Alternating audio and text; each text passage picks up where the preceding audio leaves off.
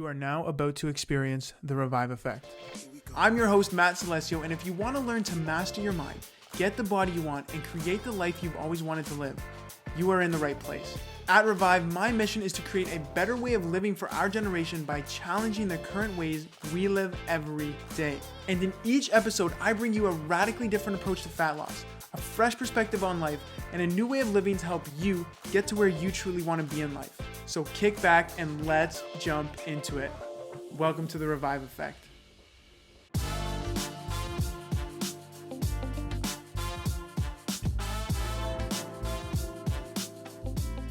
All right, ladies and gentlemen, welcome back to the Revive Effect podcast. I'm your host, Matt Celestio. Thank you again for tuning in.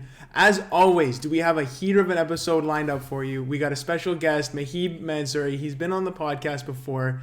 He's a good friend of mine, serial entrepreneur, and one of the most bright-minded people that I am lucky to call a close friend. So Muhib, thanks for coming on the show, man. Dude, I appreciate you, man. Thank you for your kind words. No, we're excited to dive in today because because we're on the topic of environment, and we're here in our new condo in Toronto. We're in a new environment as well, and we've noticed a big shift, again, in our personal energies as well as our business energies and life energies, and it's what really inspired this podcast today. Wouldn't you agree? The environment. Oh yeah, dude. Like, the changes in your environment, they make a massive impact on your life, the way you do things, your habits. So many things are impacted, right? And that's part of this conversation. Yes, I'm excited. And okay, to give you beautiful listeners a little taste of what we're going to dive into today, we got 3 specific topics that we're going to dive into. And the first one is being why you don't need more tactics, game plans, or specific goals to win. You need better environments. That's a huge one.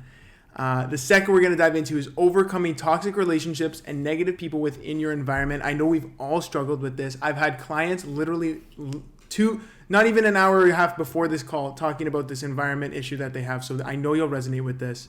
And the third, last, but definitely not least, is how to stop wasting time on useless distractions and start taking needle-moving actions for your health.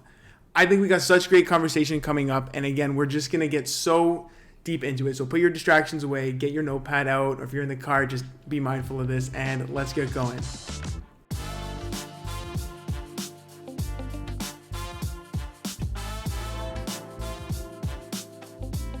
We're in the day and age now, Muhib, where I know you've experienced this firsthand too. It's, here's your 18-step roadmap. Here's your step-by-step to get here. Here's set these SMART goals, all of these tactics that are designed to help us achieve our goals, make money while we sleep, get the dream body.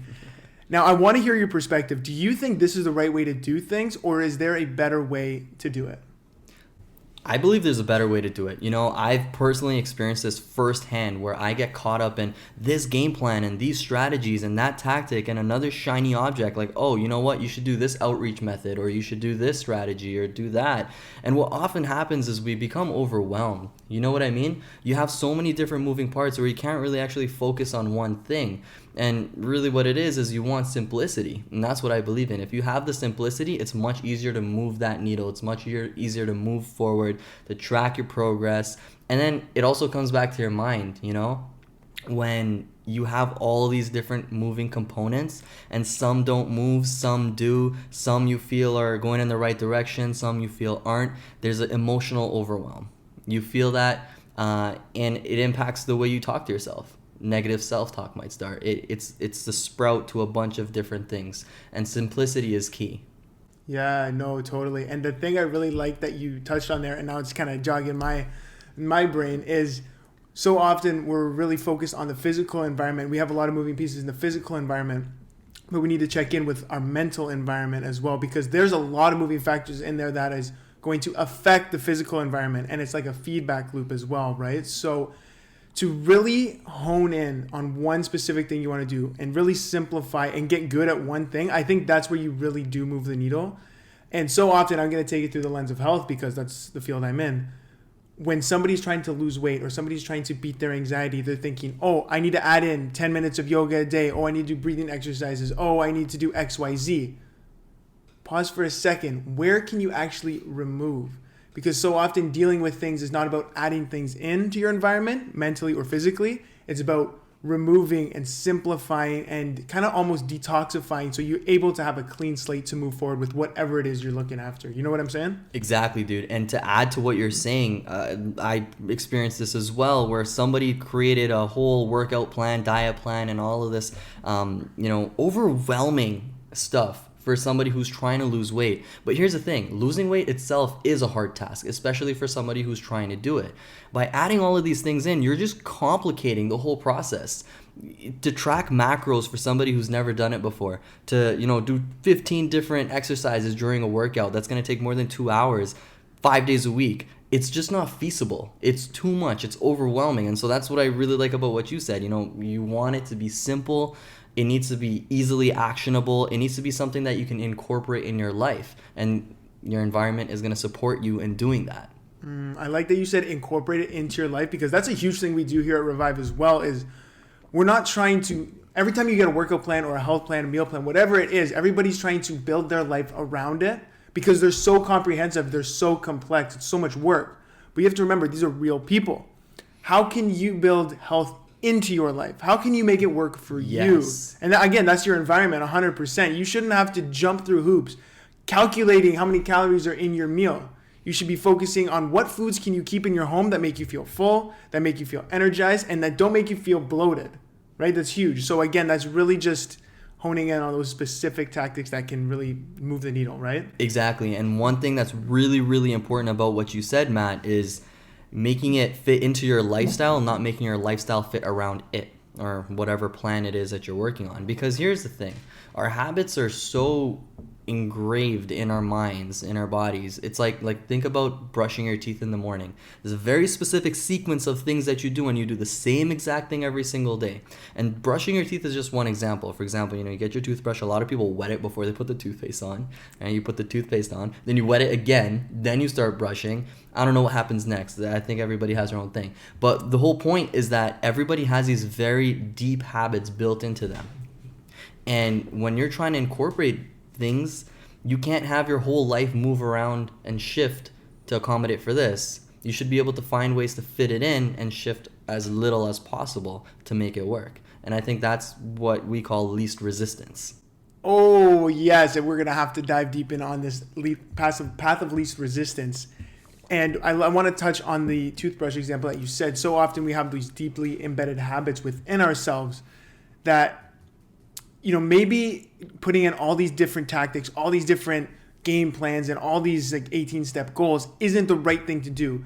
Maybe it's about streamlining the process, accelerating the process to make it as easy and doable as possible for you. So I'm gonna ask you your advice specifically. If somebody is really struggling with just trying to sleep better, let's say they're trying to sleep better. This is a huge problem everybody faces. Oh yeah.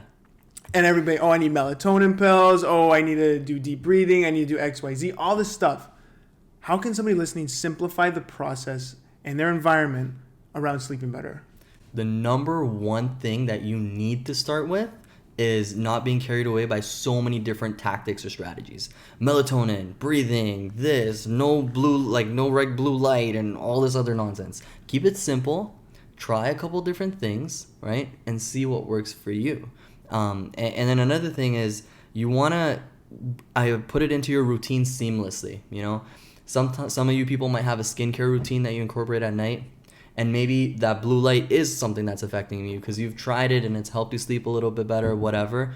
Hey, maybe at your skincare routine, when you're doing that, that's your last time you're going to see your phone, and you leave your phone outside your room and then you go to bed. So it's about having these little points in your day or in your routines where you can just add on. Make it simple because it's already happening. Boom, just a little add-on and done. You know what I mean? And it literally stems from building health into your lifestyle. Exactly. Okay, so tell me about a time where you maybe got so tunnel visioned within all these things you needed to do, all these things you believe you needed to do to achieve XYZ. What was it like, and how did you overcome that? Okay, so 2020, I got into reading books, okay? I'm heavily into business books. I'm heavily into productivity, into setting habits, environment. This whole list goes on, okay? And I'm a marketer at heart, so this is what I do. 2020, I'm like, I want to skyrocket this, I want to build this, I want to do that. And I'm reading all of these books. I'm reading Atomic Habits. I'm reading like just countless. Every self-help book you think of, I've probably looked at it or read something from it, okay? I'm not trying to flex, but what I'm saying is because I was taking in so much different content from so many different authors with so many different views, I was trying to put all these different things into my life without realizing that I'm just overwhelming myself and slowing my progress down. Because what's happening is, I got to do this breathing thing. I got to do this type of workout. If I'm not doing this, then, I feel bad at the end of the day because I feel like I wasn't productive. Now I've set all these unrealistic expectations for myself. So it not only messed up my physical environment, it hurt my mental environment. And with all of this stuff, it continues to snowball. And this is a mistake that I made. I kept going. I had a close friend tell me, hey, dude, listen, slow down. You don't need any of this. You don't need like this really intense morning routine. You don't need this intense this or this crazy that. Keep it simple, right? Find a couple things that flow with you, that work with you, that resonate with you, that work right into your lifestyle and the type of person you are. Because some people are morning people, some people are night people, some people work best in the afternoon. You never know. Your strengths are your strengths, right? And I didn't really take this in. I should have taken it with a grain of salt. I keep going, I burn out. And I'm like, crap, nothing's actually moving. The needle's not actually moving. I'm doing this breathing, I'm doing that, thinking and feeling like I'm being productive. It's kind of like today. I was like, man, I think I want to just go get some skincare because it makes me feel like I'm doing something. Sometimes a lot of these things come up, they're overwhelming, it's too much, but it just makes you feel like you're doing something. It makes you feel like you're moving the needle. This is when you step back and you're like, okay, wait. What do I actually need to get done? What's actually important to me? What's actually important to my health when we're looking at Revive? Mm-hmm.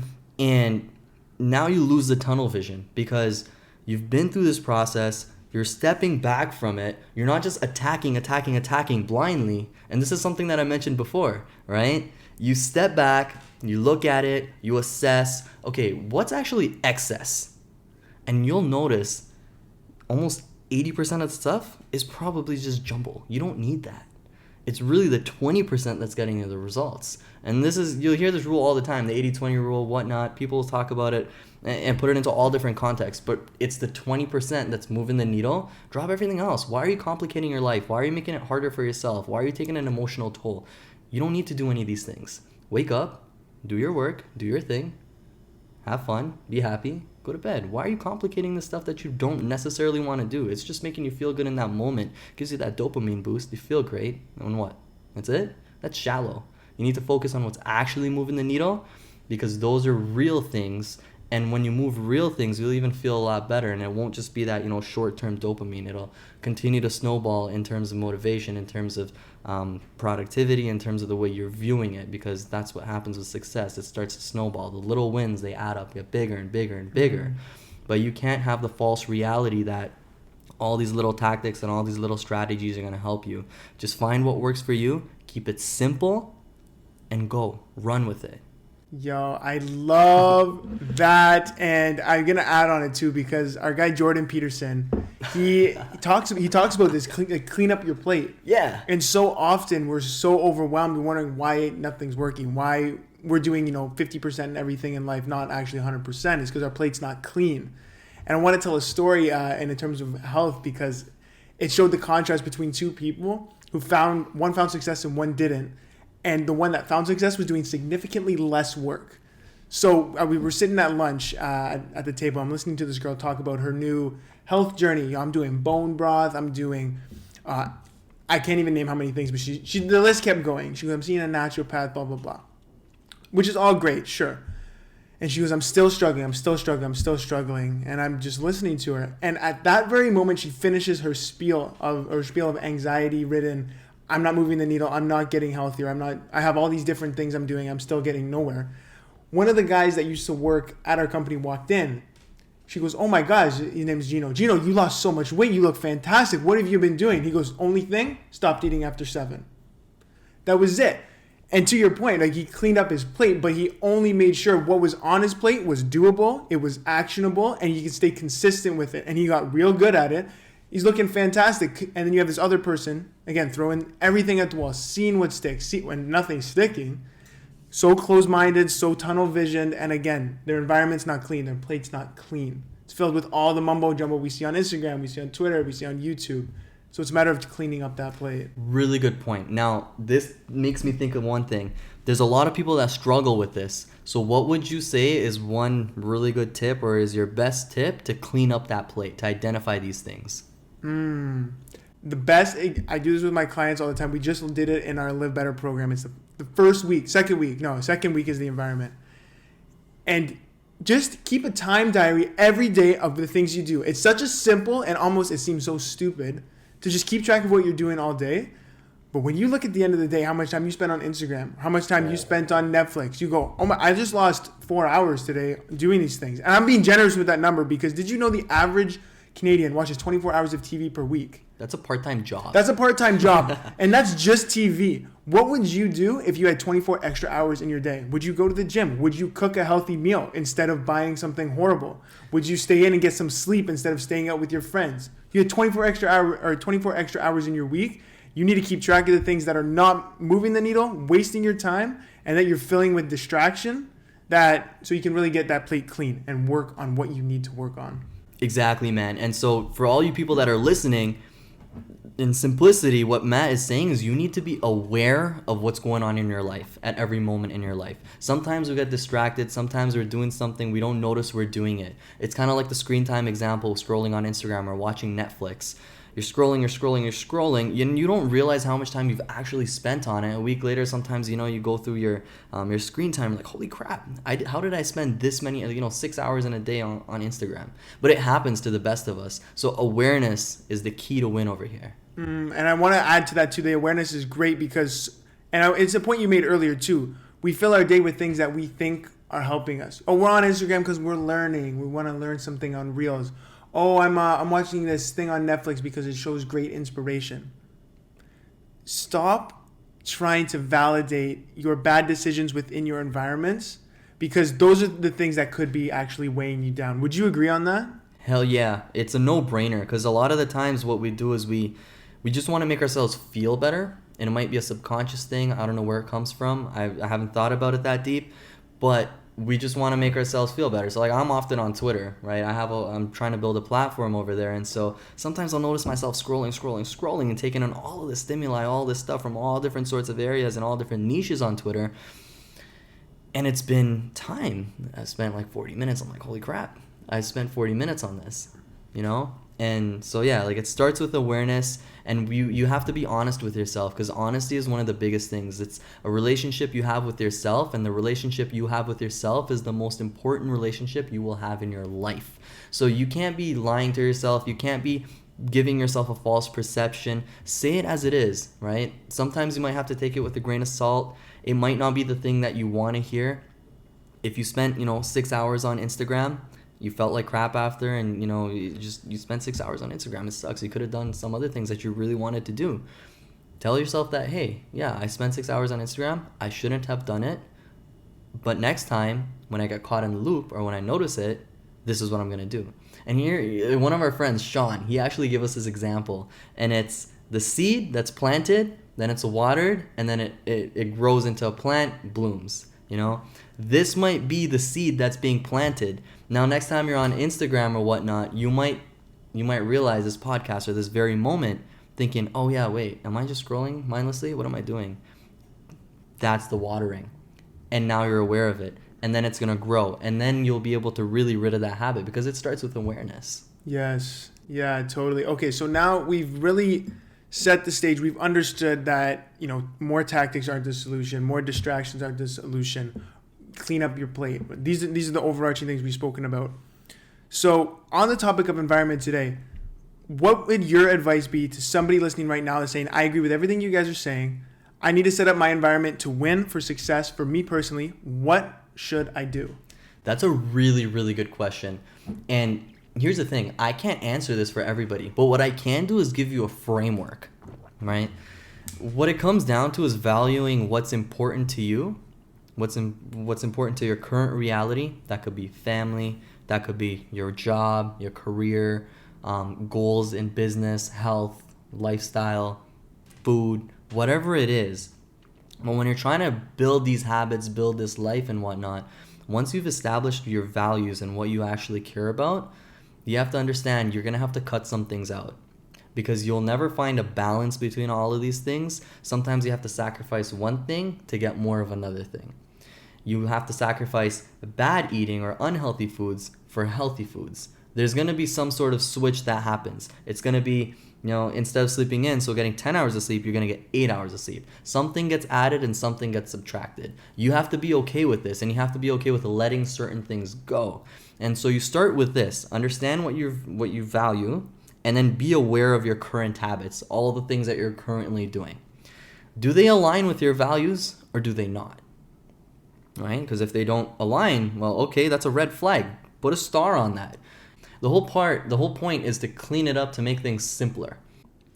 If you're someone who can't sleep through the night, if you're someone who struggles with constant anxiety, you have a lot of stress in your life, I want you to listen up to this.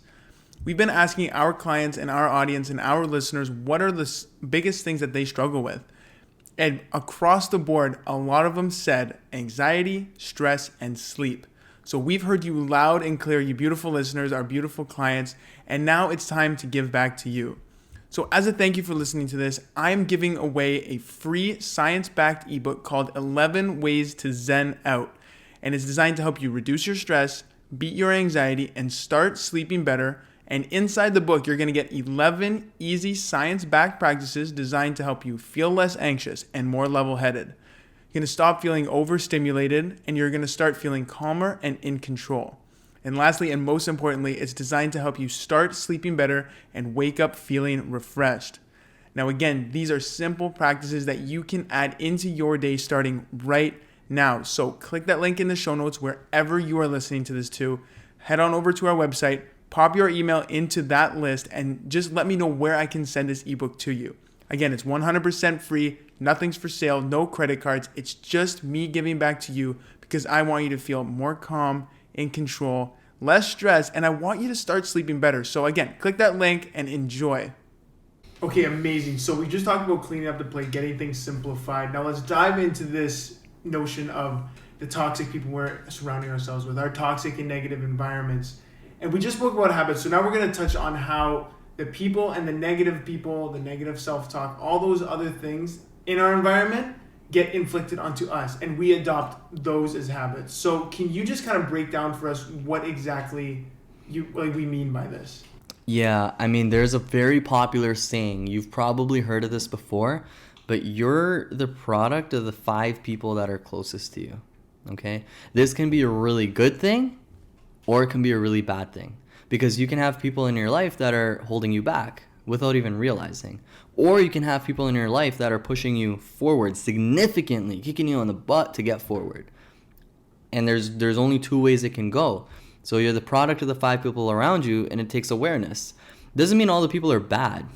Somebody might be living a life that's good for them and they're happy with it and you love them, but it might not be in line or aligned with the life that you envision and the life that you want. You matter, they matter, but it doesn't mean you have to cut them out or whatnot. It means you have to change your environment in a positive way that works for you. That could mean setting healthy boundaries. Okay, so let's talk about that healthy boundaries, because I know so many of us, the people listening right now are thinking of that toxic friend. They're thinking of that toxic coworker. They're thinking of that person. Or the environment even. And setting healthy boundaries, again, because sometimes we can't remove ourselves from it, which is one of the better solutions that you can have. Let's say somebody is struggling with friends who'd like to go out, drink, party, eat bad foods every Friday, Saturday night, and they feel that they have to go to these things every single weekend. And they wake up the next day, they feel like garbage, they don't get to their workout, they don't get to all the productive things they wanted to do. This person wants to set healthy boundaries. What would you say to them? Okay, number 1, this is going to backtrack a little bit, but the word toxic is not a bad word. I think there's a strong negative, view of this word, meaning toxic is really bad. Toxic means very bad person, this and that. Toxic doesn't mean that person is bad. It just means they're not aligned with what you're doing or what you want to do or what you believe in. It could be right for them, but it could be wrong for you. So we'll start with that. And then the other thing is, okay, you're going out, your friends are going out, they're having a good time, They're having a wonderful time. They're waking up, they're tired and whatnot, but they don't got anything to do in their days. And then they go out and repeat that. Or maybe they do that Friday, Saturday, and then Monday to Friday they're working or whatnot. But maybe you have different things that you envision. Maybe you want to work out on your Saturday mornings instead of sleeping in because you're hungover. It could be whatever it is. Whatever makes you feel good is what you want to do, or it's aligned with your goals. The thing is, you're going to have to set healthy boundaries with these people that are going out, because these people are going to tempt you to go out. Even if you're consciously saying, yeah, I won't, sometimes here and there you might, and then you might feel regret after you do that thing. Healthy boundaries doesn't mean you cut out people completely, and it doesn't mean you stay with them completely. It means you find the right imbalance that works for you. What I mean by that is you might have to set a time limit. This is something Jay Shetty said. Meaning, some people you have to keep in your life. They're wonderful people. My boy Matt over here. But let's say he had something that didn't align with me. What I would do is I'd be like, okay, how can I limit my exposure to Matt in a healthy way so that we can still maintain our relationship, but it doesn't impact me in a negative way? No, man, I couldn't agree with you more on that. And one thing I really want to add on there is the fact that the time limit is huge. But I also want people to realize you don't need your friends to do everything you want to do in your life. You don't need your family to do everything you want to do in your life. What are the activities that you like to do? And identify, does your mom really need to be there? Does your best friend really need to be there? For me, I've personally struggled with friends who like to go out, they like to drink, they like to party. Nothing wrong with that. We're in our mid-20s. That's totally socially acceptable. However, I like to get to the gym, 5:30 a.m. Do I need my friends there to work out with me? Heck no. I go to wherever we're going out for the night. I leave at a reasonable hour, get my sleep, let them enjoy their night. Again, I still set the time limit, healthy boundary, and I still got what I need to get done the next day without them. Exactly. You nailed it. That's exactly what you're supposed to do, and that's a prime example of how you can do it. It doesn't mean you just avoid your friends, ignore them, and all this other stuff, because then in a way, you're not doing the right thing for the other side of the relationship as well. That person's still a good person. They don't have bad intentions or wrong intentions for you. You can love them all you want, but you have to do you. And this is doing you in a healthy way that maintains the relationship. You're still there for your buddies, but you're there for you, and you value most importantly. And that's why you're there 5:30 a.m. in the gym. That's it. Okay, so let's get a little more personal right now. I want you to tell us about a time where you have been, I guess, I wouldn't say negative situation, but an environment where it lowered your energy, it dampened your motivation. And have you ever removed yourself from it, and how were you outside of that into the new environment? This is a really good question. I can think of a couple of different situations.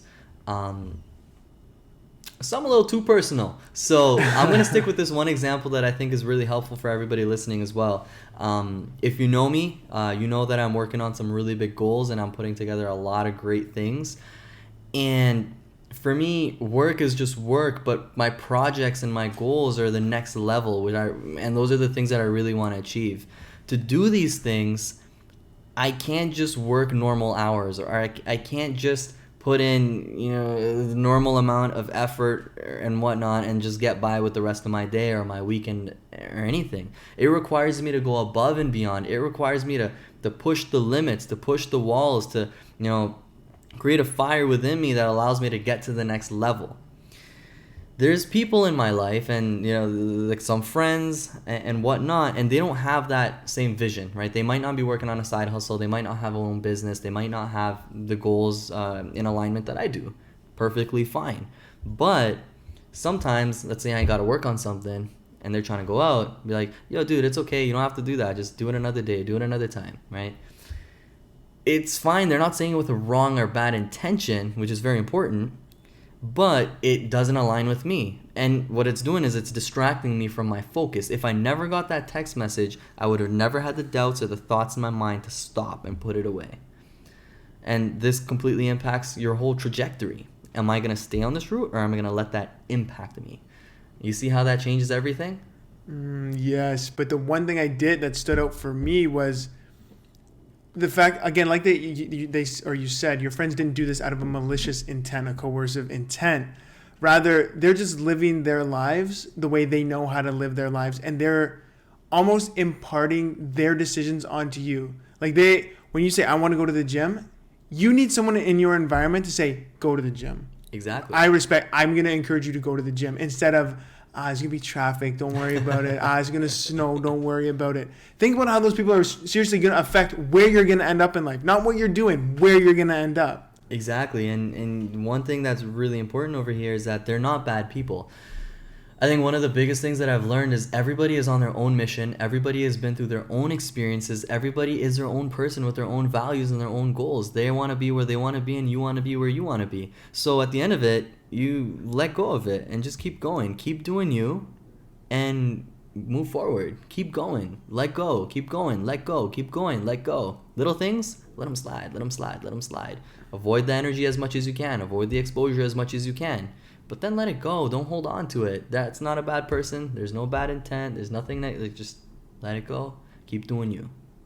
I like the no intent thing. And there's a book called The Four Agreements, and one of the agreements of the book to wait, like a way of living your life, is be impeccable with your word, because you may never know whether you're saying something with bad intent, a toxic intent, a positive intent, how it's going to affect somebody. So like your friends who weren't manipulative, they were just literally living their lives. They weren't being impeccable with their word. They don't know that maybe what they're saying is bringing you down. They might not know. Exactly. So I want to touch on the people who are thinking right now, there's people who love me in my life. There's people who I care about and who care about me, but they might not know that their words are hurting me. They might not know that their words are bringing me down or making me feel worse about myself, physically, mentally, emotionally, whatever it is. How can somebody navigate those words being inflicted on them from their environment that makes them feel worse about themselves? Yeah, this is a little bit, it's kind of tricky. It depends on who you're communicating with. Who's your friend? Is it a parent? Is it a sibling? Is it a friend? I don't know, whatever it might be.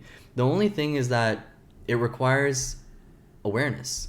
If that person is truly in your life to support you, to support your growth, they're a true friend, they just love you, they care about you, they want you to have a good time, whatnot, achieve your goals, it's all pure. It's all pure-hearted stuff. There's nothing malicious about it. If you have a good, healthy conversation about it, then they'll try to help you out. They're not. If you tell them, hey, listen, dude, I know you're going out every weekend, or you have all these events lined up and whatnot, but I can't be doing that because it doesn't make me feel good the next morning. I want to go to the gym and I have some things to work on, or I want to make sure my sleep schedule is great because I got some important things that I like to do, and my sleep schedule gets messed up. It takes me a couple days to get back. I don't feel that great about it. Next time when you go out, can you actually just tell me way earlier in the week that, like, hey, look, we're doing this. Are you going to be working or no? Or like, do you want to go work out in the morning instead, or do you want to do this? Just have open communication with me and don't pressure me into those things that I don't want to do, because now you're aware of these things. And I guarantee you that if this person actually cares about you, if it's a genuine friend or parent or whatever they do, they're going to take that into consideration the next time they tell you whatever it is that, affected you in whatever way, in a negative way. All about communication. It starts with awareness. Communicate. You make them aware now, because first you were aware. Now you make them aware, and now the work starts. If you don't communicate, you're not going to get anything in this life. You have to communicate healthily, and that's what's going to bring you to success within a relationship, with external relationships, and with yourself. Yes, I agree, man. I do agree. I want to ask you a follow-up, because I've been invited into friend groups or for a night out, and I've seen sometimes most friend groups have one person that they kind of give a hard time to. They always take majority of the jokes. You know what I'm saying? Oh, yeah. And I've seen this firsthand, whether it's through negative words, people just making fun of them. Sure, they're not, like, it's not blatant bullying, but they're just like the punching bag of the group. And sometimes people might feel that they are one of the punching bags of the groups themselves. Now, I've seen them paralyzed in fear to make a change, to speak up about the cool things they're doing, out of the fear of judgment, out of the fear of ridicule that they're going to get. Right? Whether that's a health journey, whether that's a hobby they're starting, whether that's just a new them that they're working towards. How would you personally handle a friend group that is giving you that negativity, that is giving you that, like, making fun of you? Number one, if they're making fun of you like that, there's something going on. There's something wrong. Because as a friend, I believe like they should be supporting you. Jokes here and there are fine. We all, do this and roast and whatnot. You can call it slicing and dicing. I don't know. But everybody has fun. But if it gets to the point where, okay, you see that you're specifically being targeted for very specific jokes for a long period of time, it's not like just some little inside joke here and there. It's something that's really actually hitting you. It's something that's hurting you inside, that's affecting your emotional well-being, that's actually impacting the decisions that you're making. Right? This is not just a little joke here and there. This is something that's affecting your life. When you notice this, the number one reaction might be like, insecurity, feeling bad about yourself and whatnot. But instead, what you should be doing is communicating this in a way like, hey dude, like, you know what, like it's not even that funny anymore or whatever. You might be the only friend group. They might laugh that off. They might, oh ha ha ha, like, you just, and they just hit you again with the same thing and maybe make it hurt even more.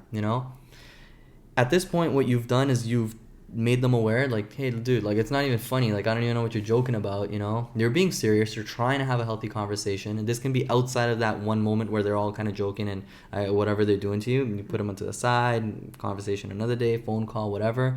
And if they just kind of like take it lightly, they don't take it seriously, then there's clearly something wrong on the other end, right? One of the biggest things to understand about communication is you have to do your part, and the other person also has to do their part. It takes two people to work together to win. If you're working together and you're openly communicating, you're aware of this, you're telling them, look, this is wrong, this doesn't feel right, I'm trying to do this and you're telling me this doesn't align with me, can you help me with this, or can you do this for me, can you change your, the attitude that you're taking on me, like, it's not right. And if they don't do anything about it, that's on them. If they do something about it, wonderful, amazing, you found yourself to starting a solution to this. But where it gets difficult is when they don't do anything about it. Because now you're questioning your relationship with them. You're questioning, man, do I even confront these people? Do I even hang out with these people? You start to go with extremes, but then again, these might be people you love or that do love you. They just maybe not understanding it. They just don't comprehend it. I don't know. Who knows? Nobody knows. But the one thing that you can do is let go of it. One of the reasons why these things hit us so hard is because we're holding on to it deep inside. It might be an insecurity. It might be something that's bothering us deep inside our minds, The biggest thing is to let go of that energy. You feel it, you get it, you laugh with it, laugh it off, let it go, clear your energy. Don't let these things hold you back. Don't let these things make you think of yourself as, less worthy. Don't let these things slow you down. Don't let these things make you think that you won't be able to achieve these goals or that you're not good enough because everybody's talking smack about you or doing this about you. They're picking you for a reason. Maybe they're jealous. Who knows? But the whole point is that you let it go and you go on with your life. I said this earlier. Things happen. People are on their own journeys. People are doing their own things. People are having their own learnings. Everything happens with time, and everybody's clocks are different. They might not learn something. Maybe you've already learned it. Maybe they've learned something that you haven't learned yet. Let it go. Keep going. Let it go. Keep going. Huge. Yeah, huge. It does stem from a lot of awareness, though, so to have your head wrapped around that in that situation. Again, it's good in theory, but it's really just staying emotionally centered and grounded when you are feeling insecure, when you are feeling triggered in those spaces. And I really want to touch on what you said about how those words and negativity, they inflict your belief system, and then that affects your actions and your motivation and your drive. How many programs out there are actually looking at the root cause for your lack of motivation, your root cause for your reason for not showing up to the gym, not showing up to eating a healthy meal? Yeah, add this, macros, calories, get in the gym, but they don't know that you're really not motivated because your friend group is making you feel like you are almost worthless, almost like you can't do it. How, if you were to just solve that root problem, how much more motivated would you be? How much more consistent would you be? How much more deliberate with your actions would you be? And confident in your actions as well. That's the other thing, right? Really, really, really important point that Matt just said. How much more confident would you be? The whole thing is that you have to ask yourself why. Once you're aware of it, okay, this friend group, something's happening. Okay, why? Then you reach another point, and then you got to ask why again. And you reach another point, you're going deeper. You ask why again, and you go even deeper, and you'll start to uncover the root cause. Now, there's a book, Start With Why. I'm not sure if you've read it, but this kind of ties into that. It's not in a sense of with negative relationships, but it's in the context of, figuring out your purpose. Why? You dig deeper and you're unraveling these layers to understand what's really going on behind the scenes.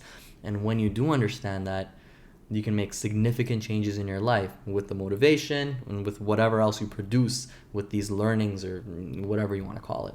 Yeah, and it also makes it easier to navigate those negative environments. Because now you're so self-assured that you're almost unfazed in that sense. Yeah. Like, don't go to the gym. You don't need to, man. And go, actually, no, I'm going to go to the gym, and there's nothing you're going to do about it. But thank you for your opinion. I have a question on that. So positive reinforcement becomes difficult. It's challenging, and sometimes, you have these people around you that are slowing you down. So how do you, or what's a tip that you have that helps you put and incorporate positive reinforcement into your life, into your daily actions? You mean positive reinforcement in the sense of almost adopting a new habit, is what you're saying?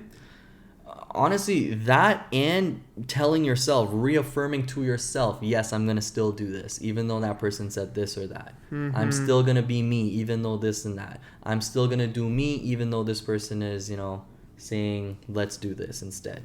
Yes, I love this question, and I have the best answer. So often in my life, I've always felt guilty for a lot of the decisions I've made. My friends have made me feel guilty. My family has made me feel guilty. One of the big things is I'm vegan, of course. All people listening know that. But I have been ridiculed for it. I've been made fun of for it. And let's say we're all out at a restaurant. How many people at my family or my friends would say, just screw it tonight. Just screw it tonight. Eat the meat. What are you doing? You're not making a difference, blah, blah, blah. At that very moment, I have two options. One, eat the meat. Number two, stick with who I am, what I stand for, and everything I advocate for.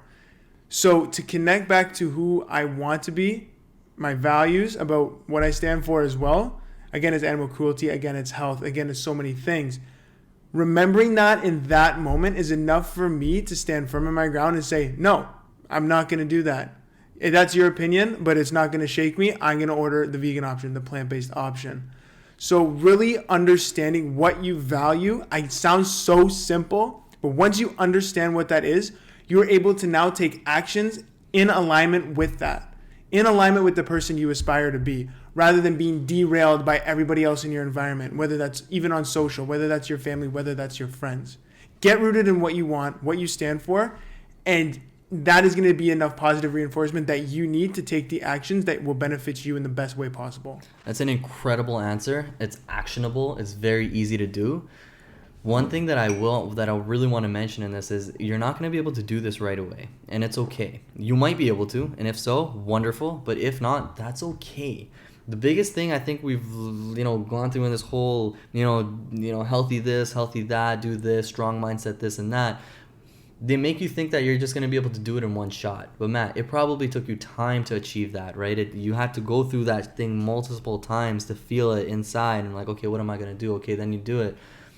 It takes strength to do such a thing. And positive reinforcement, it takes time to build up the confidence in yourself and in your own beliefs to get to there. So it's okay if you don't reinforce yourself the first time. Try it again the second time. Try it again the third time. One of the biggest things that I've learned, you got to take that L to get the W, right? You're going to take L's. Take your L's, take them, let it go, learn, move forward, win. Simple. Keep your life simple. Don't beat yourself up. Keep going, keep going, keep going. And that's one of the biggest things I've learned in the past couple months. And one piece of advice I want to add on to that, because you said multiple times, multiple iterations of getting it. Don't feel guilty when a night that you expected to control in your favor goes awry. Be gentle with yourself through that process, because if you start beating yourself up at that moment and feel guilty for what you should have done, you are just as bad as the people that are inflicting that pain in your environment, inflicting that negativity and self-doubt on you in your environment. So really I want you to reflect on everything that went wrong, where you had control, where you don't have control, and how you can show up differently next time. And be gentle with yourself through that process. It can make a world of a difference. Hell yeah, because I've been through this personally. I set a whole schedule up. I'm like, okay, I want to wake up at this time, morning routine, this and that. Super simple for me. But then if it doesn't go the way I want it to go, I start feeling bad, lose the confidence, feel like the day is off. Hey, ground yourself. Chill out. Relax. I'm still the man. I'm still the guy. I'm still killing it. And I will still do what I want to do and I'm going to be happy with it. Every day is just a little bit forward. Even an L is you moving forward because you're getting a learning out of it. That's it. We all go through it. So if somebody's experiencing this, if you're experiencing this, if you know a friend that's experiencing something like this, it's all good. We all go through it. It's part of the process. And that's why you have to trust the process. As tough as it may be, it does. Maktab, it will always. It's written. That's what it's all about. It's written. Muhib, man, this has been such an amazing episode. Thank you so much for tuning in and showing up. Where can our listeners find you if they want to connect with you after the show? Hit me up on Twitter. That's where I'm most active. It's at _Muhib M. That's _MUHIB M. And hit my website up. That's mavnetic.com. I'm going to link both of those in the show notes for everybody listening. So you can just wherever you're listening, check that out. Check out Muhib. And again, man, thank you for coming on the show. Appreciate you, Matt. All right. Thank you so much for listening. I'm so glad you stuck around to the end, and I'm so grateful that you took the opportunity and your time to spend it here with me at The Revive Effect. So if you like what you heard today, please, I ask that you share this podcast with somebody who needs to hear the information, or even if you did like it, please subscribe, give us a like, give us a comment, even email us and tell us what you liked about the podcast. We appreciate you so much for tuning in, and if you like what you heard today, again, don't be afraid to visit our website, RVIVE Official, reviveofficial.ca, to learn more and keep up with all the latest and greatest things that we are doing today. If you are someone who is feeling insecure, they're unhappy, unhealthy, and stuck in fear, I've created the Revive Effect and my company Revive in order to transform you into somebody who is the fitter, healthier, happier you, who is more confident than they've ever been in their entire lives, and who's driven and hungry for growth every day and actually wakes up energized and happy. So give a look over to our website, because that's where you're going to find all the latest and greatest information and tools and resources in order for you to attain that and make that vision of yours a reality. So I'm Matt Celestio. Thank you again for tuning in. We'll see you in a couple weeks here on the Revive Effect podcast.